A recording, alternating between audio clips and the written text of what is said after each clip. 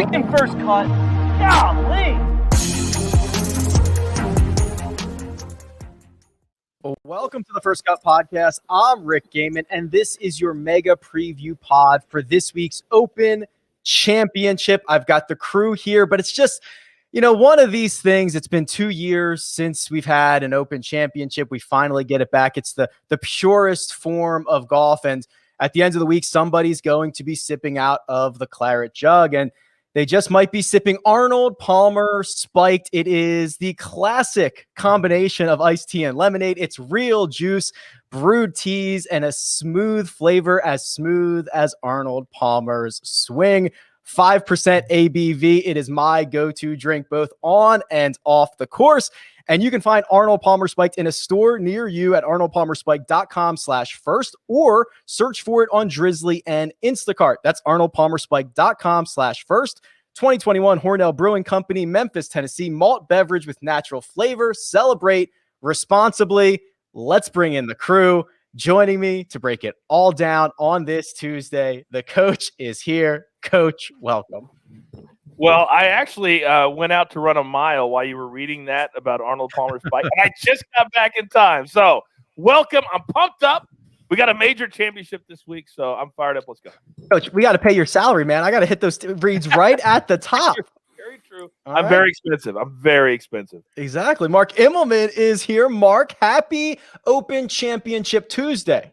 So excited. And coach, by the way, that mile you ran, I hope it was to the bottle shop to get my wine that I'm still waiting for. And I've never had Palmer Spike. Would someone please help a brother out here? Please. Two things I never thought I would say. Mark Immelman saying, help a brother out.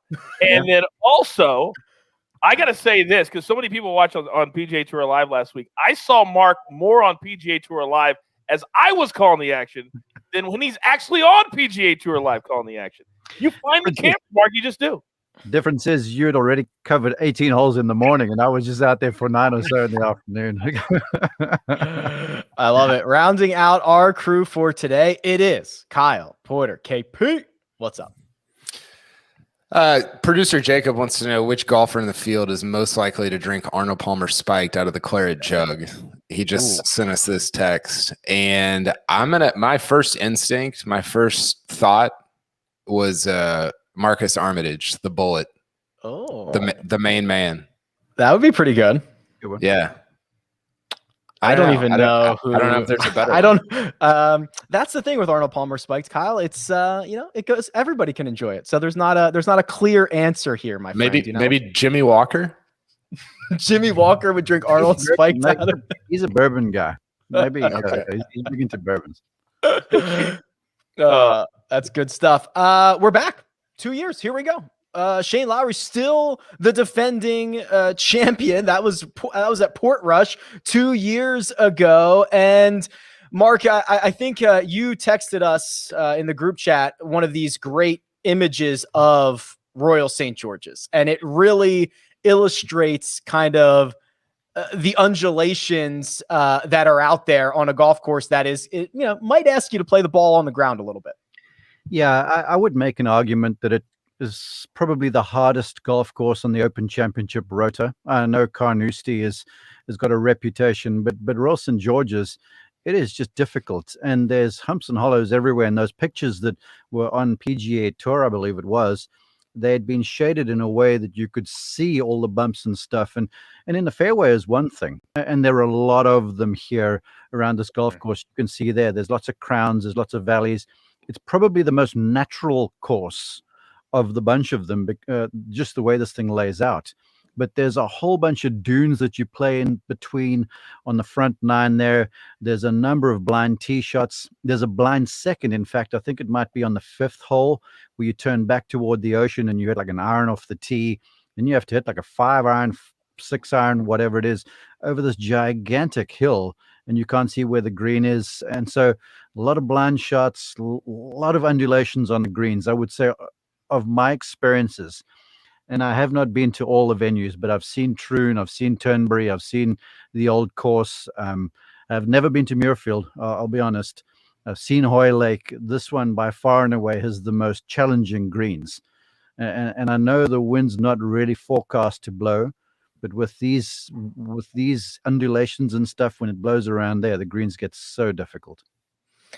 One of the things that we were talking about, Coach, a little bit earlier is the lack of control you have over a lot of factors this week. If you're a golfer, you don't control the wind, the ball. If you miss by a little bit, it's going to continue to roll into, different quadrants or roll into some of these pot bunkers. You kind of have to be okay with not being in full control this week and just learn to accept it very early. That's a great point, because that's why we tend to lean towards certain kinds of golfers to win at golf courses like this. And Mark just very eloquently kind of put over really what kind of a golfer has to play well this week. Well, you got to be a good putter, right? And you got to be good around the greens, because you're not going to hit everyone. Because to your point, Rick, a ball could be headed for the pin, and all of a sudden it hits a little bump and then shoots straight right or shoots straight left, and all of a sudden now you're down in the valley, or maybe you go over, or you get in a pot bunker, which is how these courses penalize you. Since there's no trees and there's no water, you get in a pot bunker, it's essentially a shot penalty. So I tend to lean towards guys that are great grinders, like a Brooks Koepka or a Louis Oosthuizen or a Paul Casey, because they're okay with losing a shot. And those are the kind of guys that I want to be behind this week. Yeah, Coach, and I would add to that with the way this golf course plays, because then you think about a Lytham, for argument's sake, which I failed to mention, in Royal Birkdale, the two on the west coast of England there. They're sort of more in front of you and stuff, where here, links golf, and I've said it, is very much a mindset. But especially here, because you could hit one that's down the middle, you snatch up the tee, and all of a sudden you get there and it's hit the wrong side of a mound and it's in a pot bunker. So there's that links golf mindset of like, I could hit a quality shot and I could get there and be in the hay, or I could be in a pot bunker, or I could hit a funky one and I get a good bounce. So over here, you've got to be very much of the mindset where you look for not just the bad bounces, but you pay attention to the good bounces too, because they will typically even out. But you've got to be in the mindset to look for that sort of stuff. So getting by the elements is one thing, but on this golf course, certainly watching for both the goods and the bads and having that mindset about you, I think, is crucial. KP, were you thinking when you saw those photos of those undulations in the fairway, were you kind of thinking the same thing I was? I bet it's awesome.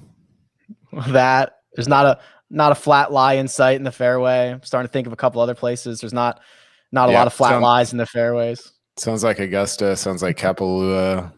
Sounds like Jordan Spieth's. Sounds like Spieth's fourth major championship. I thought it was really. There we go. I thought it was really interesting. Bryson and Rory were both talking about the course and the land, and Bryson said it was a little softer than maybe he was anticipating, and maybe a little softer than past open courses that he's played. And that the ball wasn't sticking. It wasn't like, Detroit Golf Club a couple weeks ago. But it wasn't just fiery and shooting all over the place like maybe it did back in 11 or 2003. And Rory said kind of the same thing. He had such a good quote on it. He said something like, by the weekend, the course should be playing like it should be playing. And kind of the takeaway there is like it's gonna play. It's not gonna be insane. It's not gonna be silly, but it's gonna play like an open course should, which is very different than what we see week to week. So I'm so excited for it. I say I want the just complete insanity, and sometimes I do, but you do want it to play as fairly as possible. And on links golf, that does mean, like Mark was talking about, good bounces and bad bounces, but you don't want everything to be you don't want every bounce to end up in the bunker or dead, like you don't have a second shot. Kyle, that's a good take. And the one thing, Rick, to build on that, with the golf course being softer, with all the summertime rains they've had over there, the rough is brutal from what I understand. And that fescue grass, that heather as they call it, it's long, and normally it's long and wispy when it's dry, but when it's wet, you have an undergrowth of green grass in there. And this place, the last time we were there, Tiger Woods lost his first tee shot of the tournament, which I don't think in the history of ever Tiger Woods has lost a ball because of the galleries around, which speaks to the premium that it's going to place on putting the ball in play off the tee. And then another thing about this place, it's over a big expanse of land where a lot of these links courses, they're built into like tiny areas. Like Lytham is in a residential area and you've got like a limited space. So holes are left and right and kind of next to each other. So ordinarily, if you avoid pot bunkers, you can spray it a little bit. This place over here, it is big and there's rough everywhere. And if you spray it off the tee, you're going to have a pretty harsh time of it, especially with the rough being thicker. So when you get a slightly firmer golf course, but still that rough on the weekend, it's going to be a good test of that, I'm convinced.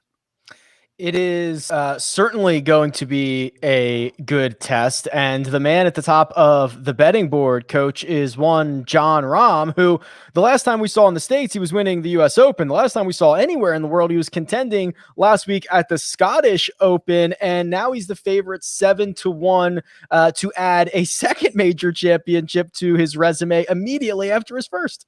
And guess who all the sports books want to win this week? That'd be Jon Rahm, because you can't bet on 7-1 in the golf course. It's insane. You rarely see a favorite go from plus 900 to plus 700. That's how bullish everybody is on Jon Rahm, because of the only reason he didn't win the Scottish Open was because of the putter. So if I'm going into any major championship and I'm hitting it great off the tee, which he did, I'm hitting it great with my irons, which he is, and all of a sudden I'm missing 3 and 4 footers with my putter, I can fix that. That's something I can go to the practice screen and say, okay, what was I doing? Opening up my face a little bit? Was I hooding it just a little bit? And that's the reason he didn't win. He's hitting it incredibly well. And so I love it when there's one stud at the top. I love when there's DJ, Rory, Tiger, whatever it is, and somebody's chasing him because they're playing at a high level every single tournament. And that's how Jon Rahm is. That's the kind of player I like at the top. Not somebody who's like, I really don't care week to week. No, Jon Rahm every single week wants to step on your throat, and I hope he is number one for a really, really long time, and I think he's going to have a great week this week. I asked you, Kyle Porter, 2 major championships ago, when we should start getting worried about Rahm not winning. You said his 20th major in which he won. So if you were to add a second one here in his 21st, he'd be halfway towards as Jacob put in the outline, a Rahm Slam. That's not going to be the name for it, is it? That's not good. That's not good. Man, Rahm is, I think that I wrote about Rahm today for CBSSports.com, and I think the double is fascinating. U.S. Open championships only happened 4 times since World War II. It's Hogan in 1953. It's check me on this, Trevino in 1971, I think, and then Tom Watson in 1982, and then Tiger in 2000 when he won at Pebble and St. Andrews. And all 4 of those guys won at just elite courses. I mean, Hogan's was I think Oakmont and Carnoustie, which is stupid. It was just awesome. And Rahm's got a chance to join him, and he's the favorite, to join them. And it's still improbable that he would, because it's improbable that any single player would win any tournament. But I'm with Coach. I mean, there's only 6 guys that have beat him in the last 3 events. He's playing at a level, in my article, I made the point that there's a difference between knowing that you should win a major or knowing that you will win a major in the future, and knowing that you can because you've already done it. And it's a slight difference. Rahm already had a ton of confidence. He's been, if you look at like statistically the last 5 years, he's been the best guy in the world. He's been the best player in the world overall for the last 5 years. And he racks up 3 wins a year, every year, 3 wins a year. And he's the only thing that's changing is how confident he is that he can win a major championship. And that's terrifying. It's not like some guys get to the end of the road, they win a major, and then they're kind of like shut it down. Not shut it down, but it kind of gets turned off a little bit. That for him, winning the US Open, it felt like a mile marker. It didn't feel like the end of the road. It felt like a mile marker into whatever his future holds. So I'm really excited, not only for this week, but what the next 5 or 10 years holds for Jon Rahm.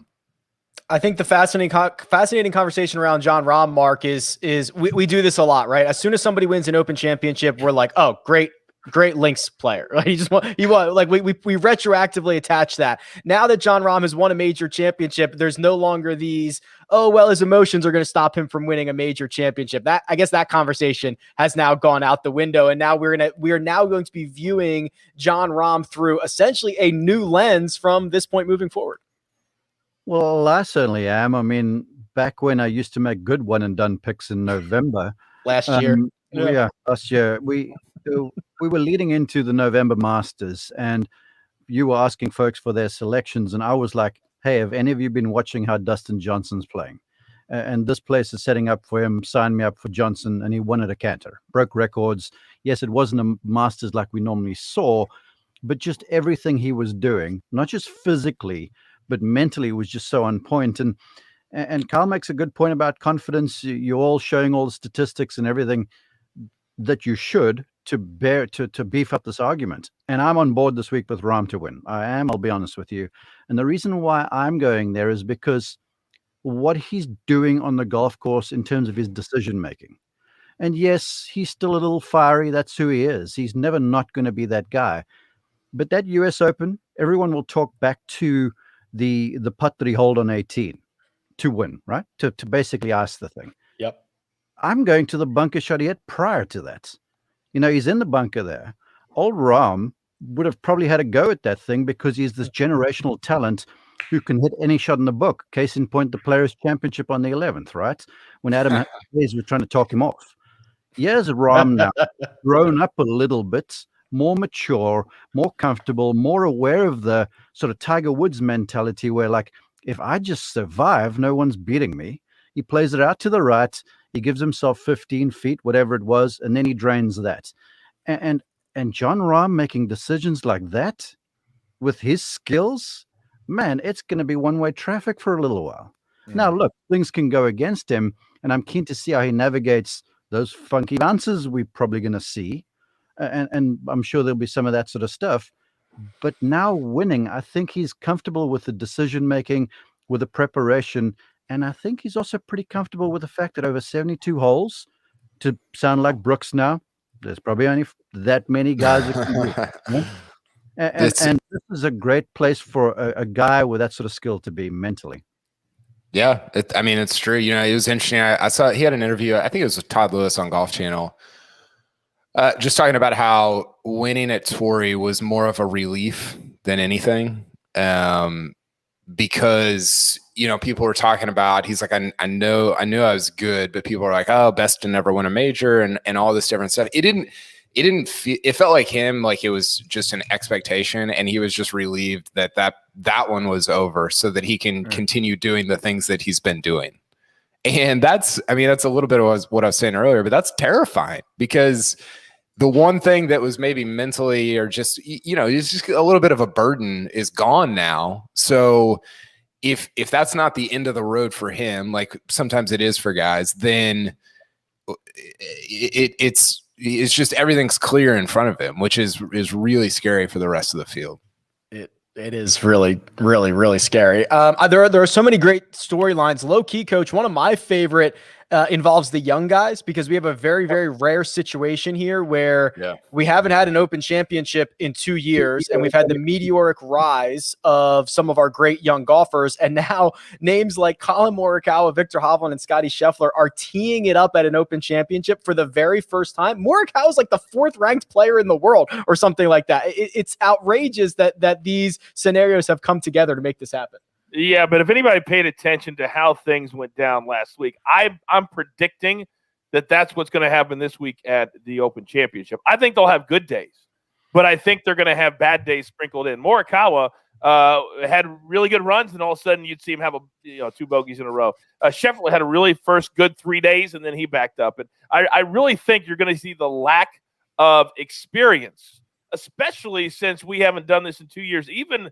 some of the players that may have played in 1 or 2 Open Championships, we haven't done it in such a long period of time. I think a lot of people are going to be starting them from scratch. Now, that may help guys like Hovland and Morikawa and Scheffler because some guys are going to regress. But I think the young guys this week are really going to struggle, specifically because of all the reasons that KP and Mark have already established, that it's really hard to learn on the job, and it's really hard to learn in 3 days. when you show up at a course that's difficult. It would probably serve them to play at any other course on the Rota and then come to Royal St. George's maybe in 2 or 3 years. They don't have that. They're showing up this week. We'll see what happens. Coach said the E word, Mark, experience. That's the word he used via Justin Ray. There's a really interesting stat here. Average age of major champions since 2011, so 10 years. The U.S. Open, 27 and a half. PGA Championship, 29 and a half. The Masters, 31 and a half. And then the Open, 35 and a half. Tends to skew a little bit older, maybe a little bit more experienced golfer who ends up hoisting the claret jug on Sunday. Yeah, there is a certain wisdom that's required to play Open Championship golf. And the more times you play around there, the more you sort of know what to expect. But the real truth of it is that you don't know what to expect alongside the coastline. The weather forecast is supposed to be like 70, sunny, and breezes of 10 to 20, which is like a club, 2 clubs, depending if you're into the wind or not. So really very manageable for this sort of stuff. So I think you can sort of throw that out of the window a bit, because Ben Curtis, he was the last winner here, and he was wet behind the ears when he won around this golf course, just because of the way the whole thing shook out. So from that point of view, yeah, the Open Championship, you'll see certain venues. But as far as it pertains to those 3 guys, why aren't we mentioning Jocko Neiman? The guy hits it head high, easily. He's coming in with good confidence. He was in the playoff at Detroit, where he basically fell over himself. He should have won the thing with half of his set of golf clubs. And it's not really Linksy, but Royal Melbourne is a similar sort of an idea, where you hit balls to areas and then the thing feeds on the ground. He was pretty good down there in the President's Cup. So if you're looking at young folks, I would widen the scope a little bit here and add Neiman, add a Sung J M even to the mix too, because of the way they hit the golf ball through the wind. Now, Morikawa, I said last week on the show, I didn't feel like he was going to play well in Scotland. That worked out. I'm not going to discount him twice, because he's that quality and he is a pretty quick study. But to Coach's point, there's a lot to learn around a very intricate golf course this week. And just a few practice rounds, you're going to be learning while you're out there on the course. And the course is changing conditions. Scotty Scheffler hits the thing too high, man. He just does. Yep. Sorry, he's like the highest ball hitter on the PGA Tour. And when he learns to control that, maybe I'm sure he can contend, because he's good enough. I think of those 3 you list, I'd be more inclined to believe that Victor Hovland sort of may be the one, because remember, he's been over there in Europe for a while, so he's more acclimatized to the conditions and the temperature and stuff. Rick, real quick, we do need to protect Mark on that, because Mark, there's a couple guys, Sanjay and Siwoo Kim, right, Rick, aren't playing. Oh yes, forgive me. Yeah. Oh yes, I forgot about that. Sorry, my mistake. And I will note, I omitted Joaquin Neiman because he is not a debutante at this event, but he is certainly one who can contend in a big way. Love his game. He's a lot longer than people realize he is, and that ball flight is certainly piercing. KP, you tweeted out something, which is yeah. You tweet out a lot of things. It's Dangerous. And I'm trying to buy time because I have to find it. Here we go. Brooks on Links Golf. Quote, "You might have 50 yards, but you have about 6 clubs you could play. I think that's always fun." Maybe it's the experience of that, or maybe it's just the options that I like so much. The options that you can kind of take this course, whatever it kind of hands you, roll it up and do what you will with it. Yeah, I think so. And I think that's a little bit of what you guys are alluding to about the experience thing. I think part of the reason, the average age has been older than the other majors is you don't, sometimes when you have options, you have young guys that are trying to play the hero shot, right? Like that happens a lot, and that can get you into a lot of trouble. And I think the other thing is as you get older, in theory, you get more, you learn to accept like the bad breaks and the bad bounces more, and you don't try to save yourself on the next shot. You realize that you have 72 holes in front of you. You realize that, hey, maybe hitting like a soft 8 here is better than trying to hit a hooking hard pitching wedge over, 3 pod bunkers or whatever. Like I do think there's something to that. And I thought Brooks's comments on Link's golf were super interesting. And, we'll probably talk about him, but he's been, for too long, I have just written him off for whatever reason as like, oh, Brooks probably didn't get on, his knee. And then he's always got a ton going on. And it's like, why am I doing it? He's finished in the top 15 at 17 of his last 21 majors. I'll say that again. He's finished in the top 15 at 17 of his last 21 majors. Like he's just in the top 50. It's like an auto top 15. And, I don't think about him as somebody who is like a super creative player or anything like that, but he's been awesome at opens and he was really good at Portrush. And I'm really excited to watch him as, he was talking on Tuesday about, so he got asked about him and Bryson. And he's like, well, I mean, I'm going to be near the final pairing on Sunday. So if he is, then we'll duel. And it's like a foregone conclusion. And it has been, right? Like that's just been the reality of him at major championships over the last 5 years. The only way that he plays with Bryson is if they're playing on the plane ride that Bryson's going to be on a Saturday morning going home. Hey, sorry, go ahead. Amen. I'm with you. Fade the big boy. Fade. It's almost a joke at this point, Mark, right? You did this. There's only this many guys who can win. Oh, Brooks really only cares about major championships. Then you look at the results, you see the stats, you realize even though he hasn't been playing all that well, or he hasn't even been healthy, he's got back-to-back top 5s in the last 2 major. It's just there is just something about this guy 4 times a year, or in this case, 6 times in a season, where he can get fired up. It's amazing. You know what, Rick? I have not caught up on a bunch of the press conferences, to be very honest with you, but I caught snippets, okay? And Brooks is doing Brooks major championship stuff in the press room. I mean, this place, he goes, don't like the golf course very much, too many blind shots, blah, blah, blah, blah, blah. I know. Player impact program points, because now folks are going to tweet this stuff. And then he also goes, well, I also haven't picked up a golf club since when was the last time he played a little Travelers. Travelers. So he's coming in, saying he hasn't picked up a club and he hates the golf course. And this is what he does prior to events. He makes these statements in there, sort of throws it out there. It becomes fodder. People write stuff about him. And I guarantee you tomorrow morning on the broadsheets or the tabloids there in London and down there where he's in the south of England, back page, it's going to be Koepka disses the golf course, says he can't win. And that he's going to then plug on his locker and go, watch me now. and so it's almost like he's setting up his own material that's going to wind him up and then get him into the super focused mindset he talks about and then play well. So like, Brooks, you actually, in your own sort of a way, a bit of a genius, because you are creating exactly what you need to be in this hyper-focused mentality you speak of every time a major championship rolls around. It's fascinating. And I've sort of finally figured the guy out. I mean, what he's doing is really smart, I guess. Does that remind you, Coach, of from The Last Dance, where somebody didn't come up and say hi to Michael Jordan in a restaurant, and he was like, "That's enough. Now I gotta just absolutely destroy this guy. He snubbed me at just looking for that bulletin board material, that motivation that you can conjure from anywhere and turn that into something on the golf course." I love guys like that. I can't stand players, and I know we're in a gentleman's game, but players that are all buddy-buddy before a tournament and they're like, hey, anybody can – I can't stand that. And so even though I've been very critical of Brooks outside of the majors, I'm with KP now. I'm done being the idiot that bets against him. This is going to be the one where he doesn't play well, right? And you're just like – and then you get to Saturday, you're like, why have I lost 2 plays already on Friday? Why do I keep doing that? I'm done.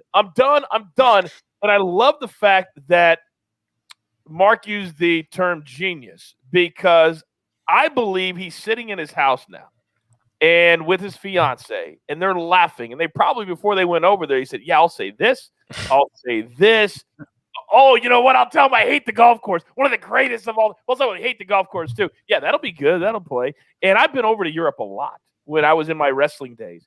And the back page of the Sun is always what people read. That's always where they put that big headline, like the New York Post does as well. So I do believe that Brooks wants to prove all of these people wrong. You know what? I'm here for it, and I'm waving the white flag, and I'm going to start buying him instead of fading him at all these majors.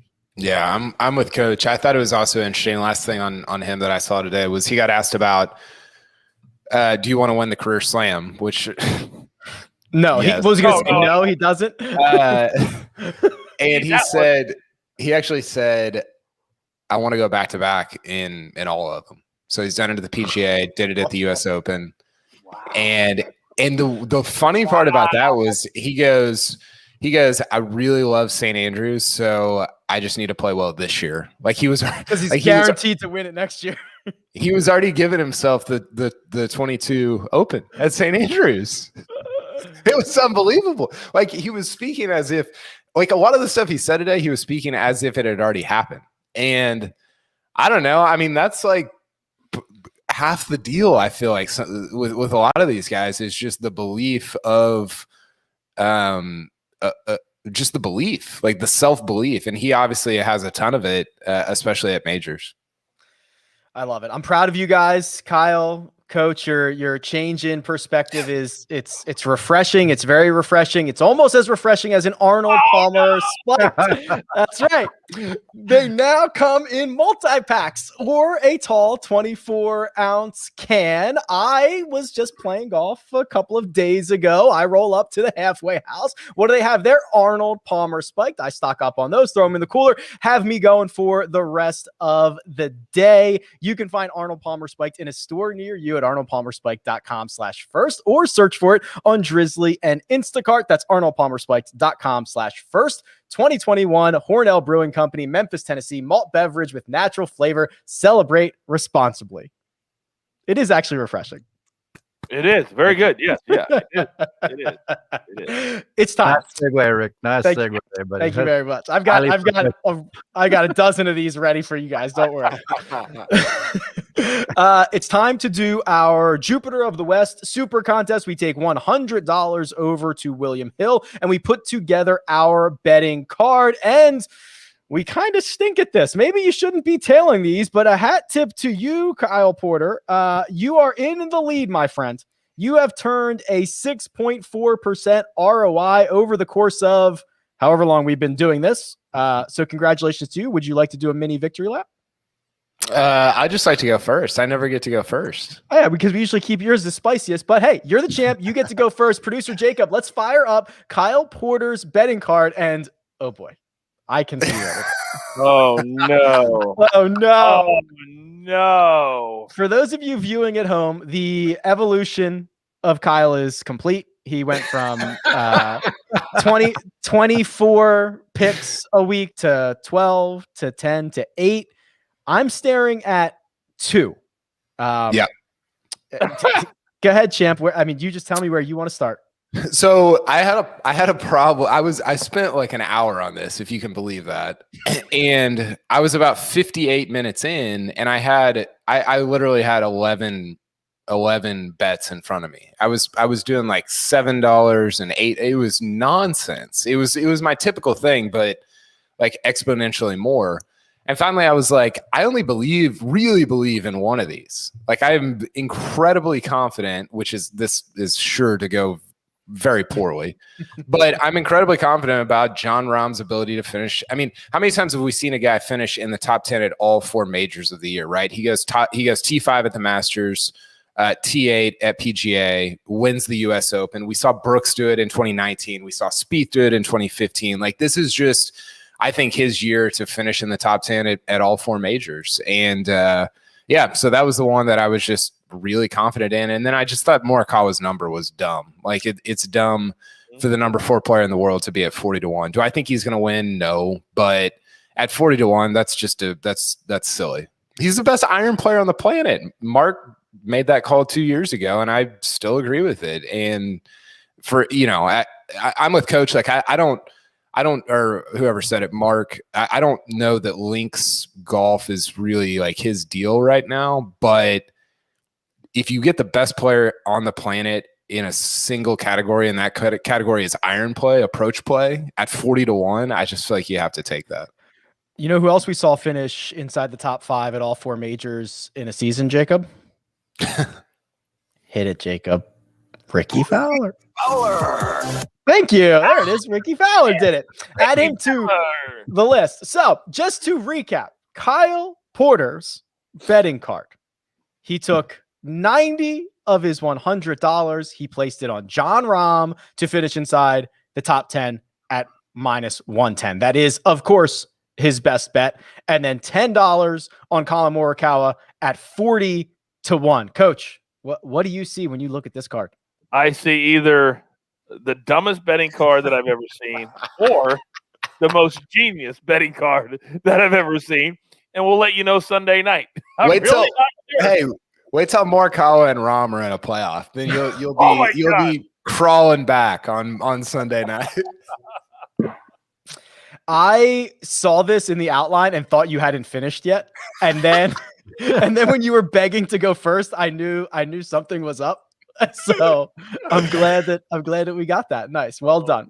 Yeah.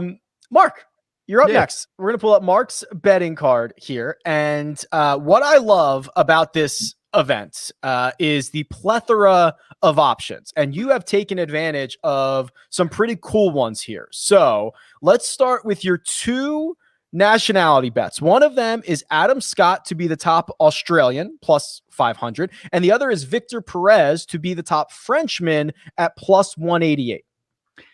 Yes. First off, I just want to spend some time inside of Carl's brain, just for like an hour.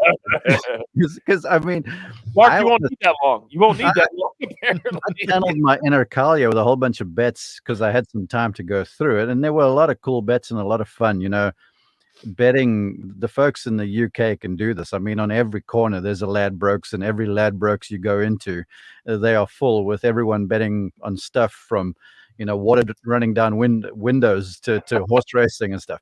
So, you know, I had a little fun with this. It sort of took me back to the time I lived in London.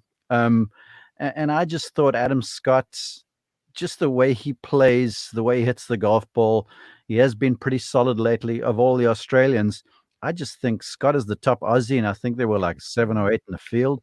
At plus 500, I couldn't avert my eyes over there.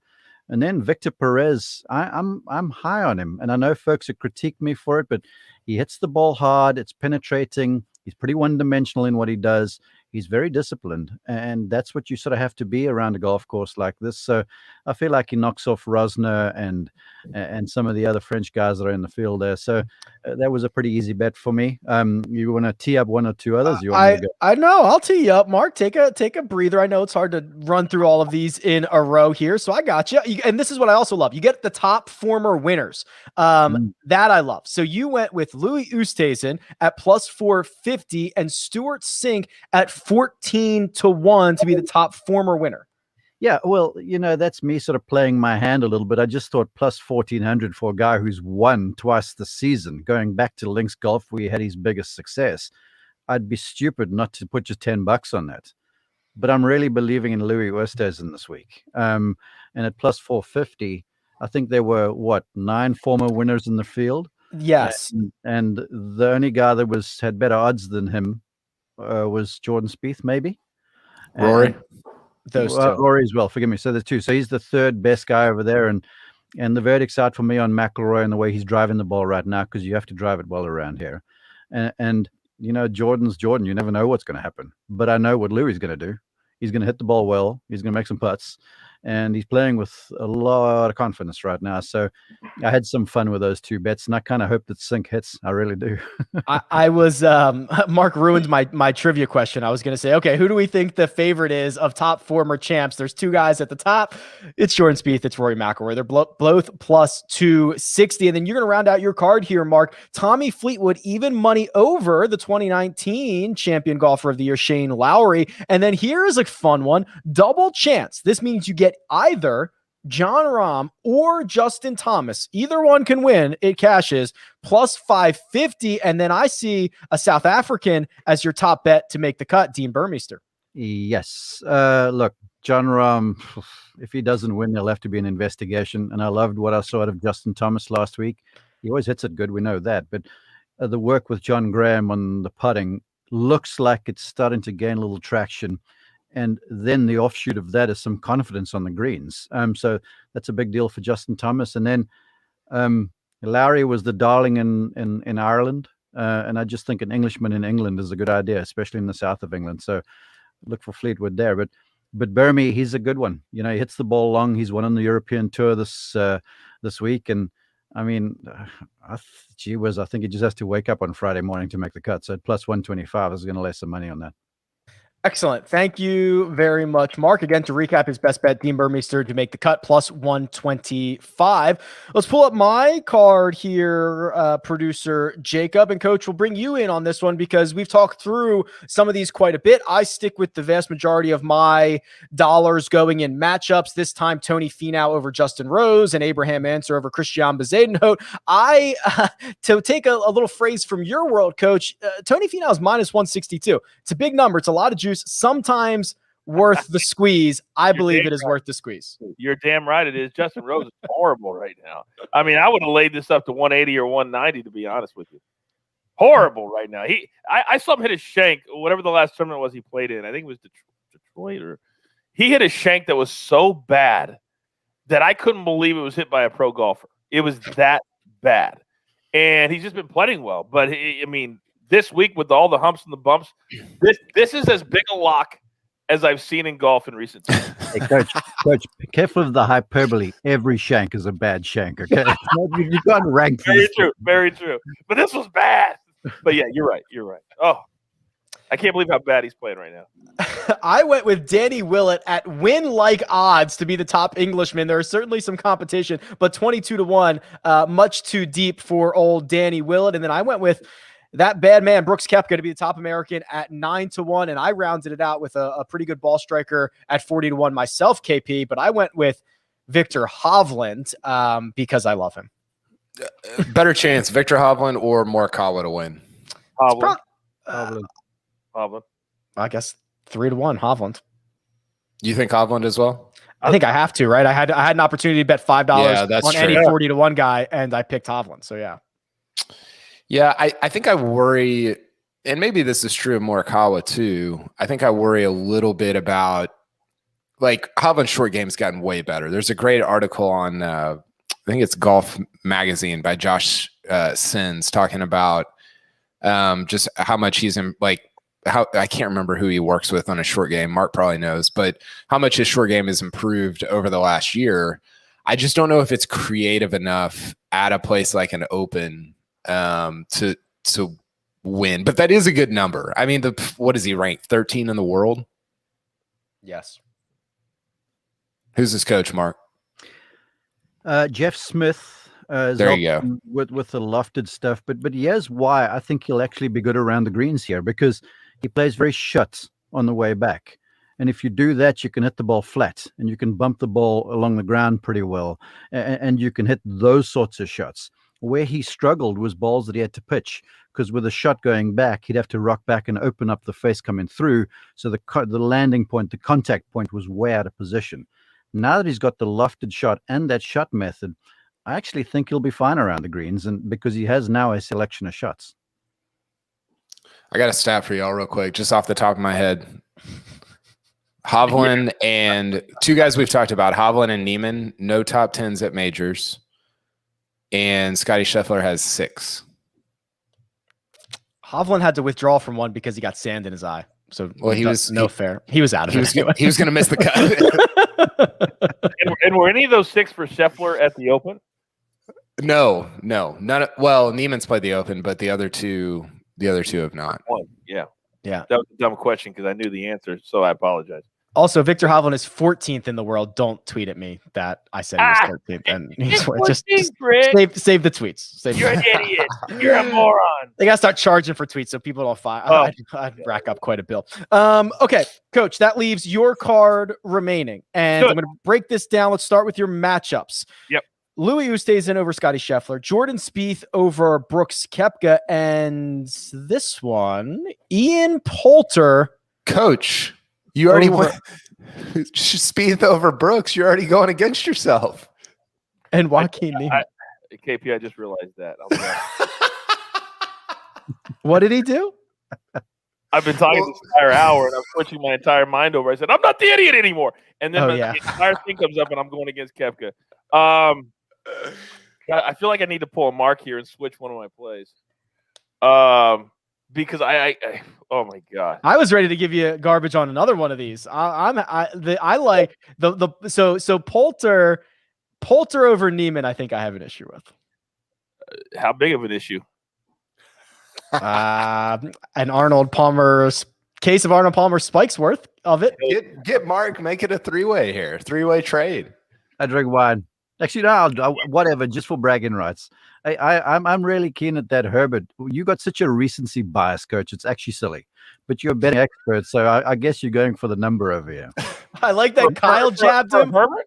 Kyle jabbed him. I jabbed him, and Mark jabbed him. Hey, listen, if y'all, let me take these one at a time. KP, you're right. I can't argue with you, so I'm going to move on from KP. Rick, the bet's on. All right. Mark, Herbert has 4 straight top 20 finishes. His last 4 starts, he won 2 weeks ago. Last week he was top 4. How can you not bet him to be the top Australian over Adam Scott? Yeah, isn't recency bias like the point of this whole thing? Yes, it's the whole point of betting. It's the whole point of betting. But you're also the guy to say, now he played well last week. He's not going to play well again. He must be exhausted after all this big run. Come on now. Every week you're giving me different stuff. Wait, me or Coach? No, Coach. Coach, put your headset on so you can hear me. I'm a mess right now. I'm an absolute mess. Herbert, I almost picked him like top 10. So like I was going to pick him 2 or 3 times. I like it too. We'll see. We'll see how it goes. We have Coach walked into just a firestorm there. So just to recap, Coach has got Ian Poulter over Joaquin Neiman. That's an Arnold Palmer spiked bet. Okay, a case. I've got Neiman. He's got Poulter. Spieth over Koepka, which he's already regretting. Oosthuizen over Scheffler. Those are the 3 matchups. We might as well loop in your best bet here. This is Jordan Spieth, Coach, getting plus money over 2 guys I assume you're just fading here. Bryson, you already mentioned that. The other one, Brandon Grace. I'll make this very quick. Ian Poulter played great last week. He shot the lowest round in the history of his career on the European Tour, 63. Joaquin Neiman. KP already helped me. He has no top 10s at majors. I think Ian Poulter's going to have a top 20 this week. I really, really do. Jordan Spieth, when you talk about guys, what have we talked about this entire hour? Great around the green, hitting good iron shots, haven't we? Who's better than Jordan Spieth at those 2 things right now? Nobody. The only thing that I don't like is that he hasn't played between the U.S. Open and here. It's the only thing I don't like. But I also don't like the fact that I picked him over Koepka now. But I'm going to leave it because I would be hypocritical because I'm always critical of everybody else. So I'm going to stick to mine too if I'm going to talk to everybody else. Louis Oosthuizen is terrific. We've already talked about Scotty Scheffler. Mark said he hits it too high. He regressed Sunday big time and showed, I think, what he's going to be this week. And yes, the Bryson Grace, that brings the Jordan Spieth number to something I can play with. And I can get some plus numbers. Bryson, he's going to miss the cut. And Brandon Grace is going to be average this week. You mentioned Oosthuizen. You also have him as top South African, not top African. Top South African at plus 200. Yes. Herbert as top Australian plus 450. Talked about that. And then the one we have not talked about, Matt Fitzpatrick, top Englishman at 5-1. Yeah, all you have to do is beat Hatton, Fleetwood, or Paul Casey. And Danny Willett, I suppose, Rick. But I don't think he's going to beat Matthew Fitzpatrick. This is the Race to Dubai champion. This is the dude who lost in a playoff last week with the pressure, gentlemen. Think of the pressure of knowing you've got a private plane or a helicopter waiting to take you to the soccer match, and you have a weather delay. You have a weather delay, and yet you still say laser focused to get into the playoff. That's a guy I want to back this week. Give me Matthew Fitzpatrick a chance. I also think he could win. Plus 3,300, 3,500. I like that play a little bit too. Didn't play it here, but I wouldn't mind him to win either. That's the intangibles. That doesn't show up in the stats. How do you play when you've got a helicopter waiting to take you to a big time soccer game? Yeah, thank you. Thank you. Strokes gain helicopters. That's right. Let me recap our best bets. I'm going with Abraham Answer over Christian Bezuidenhout. Kyle has gone Jason Kokrak all in on John Rahm to finish inside the top 10. Coach went with Spieth over Bryson and Brandon Grace. Mark went with Dean Burmeister to make the cut. Greg let us know that he's going with Sergio Garcia over Terrell Hatton and Webb Simpson. That's a 3-ball. And then Sia is going with Patrick Cantlay, also in a 3-ball, plus 140 over Lee Westwood and Tony Finau. Those are our best bets, which means, gentlemen, we only have one thing left to do. Coach, it's getting better for you, Coach. It's the one and done. Well, I mean, it's getting better for me. You're not dead last. Yeah. Well, but here's the thing. I knew you're on a tear. But no, we're not on a tear. Wait till Rick says what happened last week. I knew that when I had the same guy as Mark, that I was screwed for the week.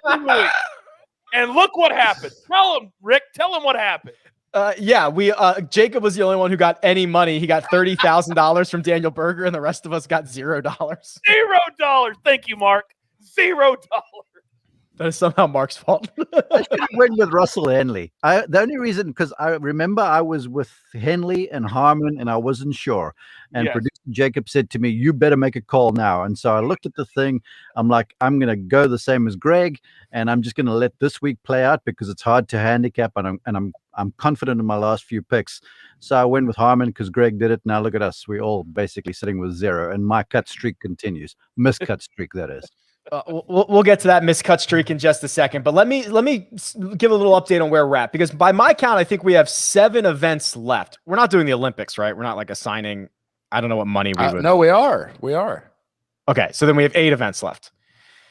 Open Championship, 3M Open, Olympics, WGC FedEx, Wyndham, Northern Trust, BMW, Tour Championship. Producer Jacob has let us know that we are taking...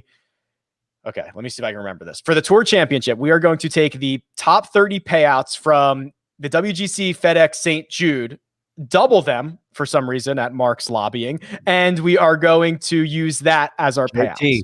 JT, yes. Wait, was this decision made in my absence last week? Yes, yeah, it was. It was. It's been a wild couple of weeks. Because here's the thing, Kyle, in case you didn't listen. Jacob was like, "No, we'll just throw regular money on this thing." I'm like, "No, you're penalizing me for being disciplined and saving Justin Thomas the entire year." And he goes, "Well, okay, that's fine." And so we decided to make it at least worth like a major championship. Yeah. He was very soft. Yeah, Jeweler didn't stand up at all. In Mark's defense, we rule against him 9 out of 10 times, and he finally got one over on us. That's true. I mean, Eastlake is considered the 6th major, so we're good. The reason I know this is because I've laid out, I've got a now because now the Tour Championship is super valuable, and you got to make sure you have somebody there. And I think we're using the starting strokes, Jacob, right? Aren't we using the starting strokes? Yeah, we'll use the non-shadow leaderboard. So you really got to have somebody. Wait, hold on. I know. That's what you play the whole season for. Yes. It's Mark's currency. So we're doing the net. The net hit. This is the net. This is the net. Yeah. Okay. Hey, Jacob, sign me up for Justin Thomas. Do it. Put it in. Save it for 7 weeks, Mark. Hang on to him. Don't spend him. We're going to try to get you to use him in Memphis or something. All right. So with all that being said, Jacob, you are in dead last. You have 4.3 million, but with these new rules, you're like 2 wins away from taking the lead here. You win this week, you win the Tour Championship. You might be in first place. Yep. Well, I got to say, it's going to be tough to win this week and make significant gains, considering I've already peeped ahead at who else is picking. And I will say I threw this pick in the rundown first. Oh boy. The person who makes the rundown. So maybe whenever it's under coach's tender, you get some bonus for being the first one to put a pick in, but I digress. We're going with Louis Oosthuizen. Louis Oosthuizen for Jacob. He is at very popular pick. Yeah, he's at 4.3 million. Outside the box thinking there. Coach, you have a small lead over producer Jacob. You got $0 from Brian Harmon. That stopped a pretty good stretch of results for you because you had made $2 million over the course of the 3 previous weeks. So you are trying to reignite that flame for this week. Who do you got? I feel really good about it. I'm kicking myself because I was going to play Lucas Glover last week and I didn't. and that would have been nice. However, when I am the commissioner come the fall, when we have real money on this, there's going to be some significantly different rules in place. That's not the case today. So I'm going to go Matthew Fitzpatrick this week is my one and done. Matthew Fitzpatrick, lock it in. Fitzpatrick for coach. Whatever those rules are, let's just lock them in before the year starts. So that we're all. Can we get Rolex series events in there? Say again? Can we get Rolex series events in there? Like, Yeah. Hell yes. I've got a whole list. This is going to be a real one and done, not like what we're doing this year. This is a real one and done. Do the Sunshine Tour. Do Yeah, all of it. Simultaneous, like LPGA one and done as well. Like, You guys are just being dumb now. I'll take Takumi Kanaya as my pick. First week next year. We do like. Can we allocate Rolex points? Can we do an amateur ranking somehow? Can we get Tyler McCumber? No. He just pops in and pops out whenever he wants. Isn't that amazing? He has that ability to just like get in and get out. KP, you're up next. You are luckily $3.2 million clear of those jabronis down at the bottom, Coach and Jacob. So you got some breathing room here. Although you did get a big fat 0 from Alex Noren last week with over $2 million on the line. Who you going with? Well, I'm going with what I said, with what Coach and I said earlier. I'm going with Brooksy. I'm done with it. I'm done thinking like, oh, well, he's got a knee thing and he's got a Bryson thing. Like he's just awesome at majors. And I'm probably 3 years too late to it, but I'm in. Brooksy, Open Championship. Let's go. Finally wore you down. 17 top 15s later, he finally wore you down. Kyle, hold on. You should make fun of me. It is worth making fun of. But don't you feel like there's a weird reticence? I mean, you saw the stat, Rick. I tweeted it out. 84 under since 2017 at majors. The next best guy is 23 under. It's DJ. Isn't there like a disconnect between the reality of that stat and the way everybody thinks about Brooks Koepka? Yes, there absolutely is, because we do it right here on the show. We discount him because all he cares about is the majors, so we don't like him. And then when he goes to the majors, we want him to fail because we don't like him. That's what it is. That's such a in a nutshell. That's what it is. It's so circular. Do you agree, Rick? Do you think we? Yes, it's been normalized, right? It's like, oh, of course Brooks is good at majors, but like the fact that he has been that good and something that. The 84 under, I said to you, it looks like a typo because the next guys are like 24, 23, and 22 under. It looks like a typo that some intern put together the wrong graphic on. It's crazy. Wait, Jacob is saying in the chat, it's the gambler's fallacy. Coach, what is the gambler's fallacy? Well, it's basically where the numbers don't match up with what you should play and how you handicap a certain player or players. And it's a fallacy that a certain guy can't play well in a certain situation. It's the incorrect belief that a particular event occurs more frequently than normal during the past. So now it is less likely to happen in the future. It is like if you get 6 blacks in a row in roulette and people are like, it's got to be red. It's like, nah, the odds have changed. Correct. You think it's going to continue to happen. Yes. Yeah. So you bet against it over and over and over and over. Which is what we've all done against Brooks at majors. We continue to do it, and we continue to lose money. And I guess I'm going to lose $10 this week in my picks with Spieth over Koepka. But anyway, go ahead. Kyle's taking Brooksy. Mark, you are just narrowly clear of Kyle. You have about a $200,000 lead. You have already alluded to the 5 consecutive weeks that you have failed to return a single dollar. I would like to ask you, who is going to break that streak for you? Hey, by the way, I started this 5-week missed cut streak with Brooks Koepka at the Palmetto Championship. Correct. So, well, that's on you for taking him at a non-major. Yeah, it really is on you. Yeah, so that's completely me. I've been interested in Louis Oosthuizen for this event for a long time, and I'm just staying with King Louis. And I just want to give a shout out to all my folks over in South Africa right now. Not my people, just the South African people. There's a whole lot of unrest, political unrest and stuff over there, rioting, looting, people getting killed. And so it's a pretty nasty scene over there. And for everyone who's listening, have a watch on the news, pay attention to it because it's not great. And so I think a lot of the South Africans are going to be playing with maybe heavy hearts, certainly, but also a little something to kind of prove, maybe to galvanize this country behind some success. So I'm hoping Louis sort of channels some of that energy to do something special for the Rainbow Nation. Cool. There you go. Well said, Mark. I am $1 million clear of that. I'm at 8.9 million, and you're not going to make up much ground on me, Mark, because I'm also going with Louis Oosthuizen. That is, I've got someone really sneaky saved up for the Tour Championship. So the way this all shook out, Louis my guy for this week. I'd be happy to take another one of those classic Louis runner-up finishes. Sign me up for one of those bad boys right about now. We'll see how it shakes out. Rick, why are you teasing Kevin Na in the chamber for the Tour Championship? It is not. Did you see my stat on Louis, Rick? No, I don't think so. What was it? I can't find it now. I was hoping you had it. All right, while you find it, I'll do Greg's pick because Greg is in the lead. So Greg has about a $200,000 lead on me. He's at 9.1 million, and he has already submitted his pick, and he is going with.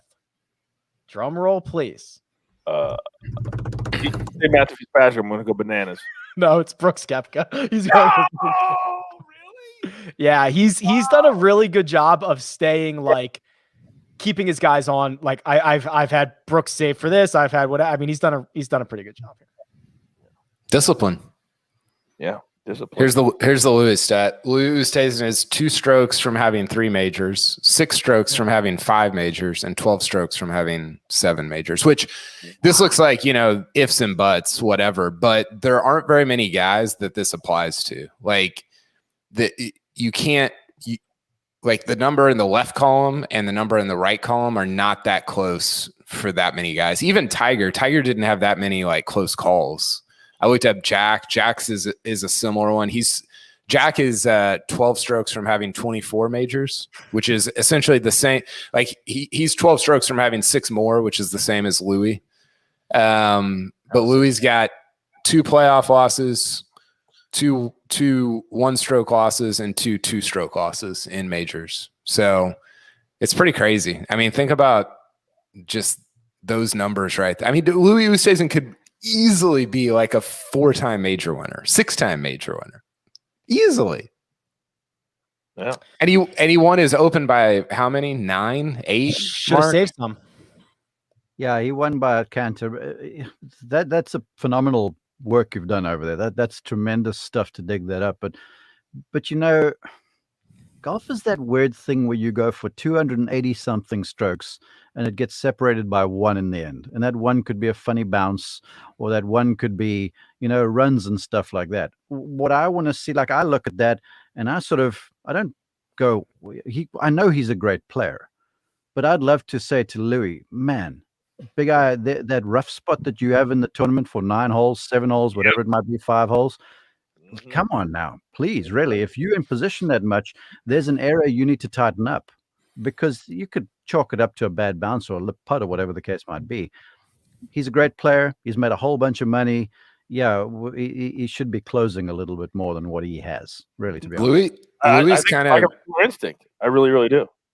I think Louis kind of Brooks light at majors. I mean, he's talked about it. He's like, I get better whenever it gets harder and whenever better players are in the field. He just hasn't, he doesn't have the brooding demeanor and all the trophies that Brooks has. Well, the one thing that Louis does well, because look, the majors are fraught with emotion and adrenaline and all that sort of stuff. It's something that I don't think we're doing the fans a disservice by not addressing those sorts of things.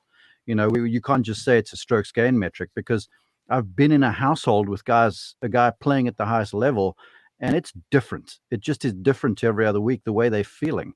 And the one thing Louis has got this unreal, it's a God-given skill that he never changes pace, whether it's the John Deere, with respect, or the Open Championship. He never gets adrenalized. And it's the craziest thing to watch. I mean, he'll hit the ball a little farther, but you'll never see like rampant changes in demeanor or the speed varying and that sort of thing in the golf swing. It's uncanny, and that's part of the reason why I think he does so well. I like that. Mark gave Kyle a genuine compliment in there. Almost as genuine as Arnold Palmer. No, I'm just kidding. It's not actually a read. I'm just kidding. Open championship, gentlemen. We are going to have a Wednesday preview, but I think we're going to have some different faces. So before we get out of here, anything else? This is a special week. The time's all different. It's going to be a lot of fun. We haven't had it in a while. Anything else before we get out of here? We haven't done picks, just around the room. Oh, what do you want to do? Picks to win? Yeah, just real quick. I think Rom's going to win, but I picked Fitzpatrick for value. If I'm going just who I think's going to win, Rom, and betting Fitzpatrick. Rom. Greg went with Rom. Mark. Rom. Yeah, I went with Koepka. I was four Roms and a Koepka. This is going to be a disaster for Rom. It really is. It really is. All right, gentlemen. Hey, if I come back on Wednesday, can we talk Spieth? Yeah, I've got like 9 more stories. Yeah, and Spieth and Rory, I think, and probably DJ are the big ones we didn't get to. So Bryson. And Bryson, yeah, there's so many. So I imagine that's probably where we're headed on Wednesday. So yeah. Okay, I probably just need like 40 minutes or so. That's all. Maybe 30. Yeah, no problem. All good. Yeah. Producer Jacob. I will not be on the Wednesday. Yeah. You guys have fun. Changing my schedule right now. No, okay. Producer Jacob does all the hard work behind the scenes. Thank you very much, Producer Jacob. Mark Immelman, big thanks. You can find him at Mark_Immelman. That's the coach at The Coach Rules. Kyle Porter at Kyle Porter CBS. And you can find me at Rick Run Good. This has been The First Cut, and we'll catch you next time.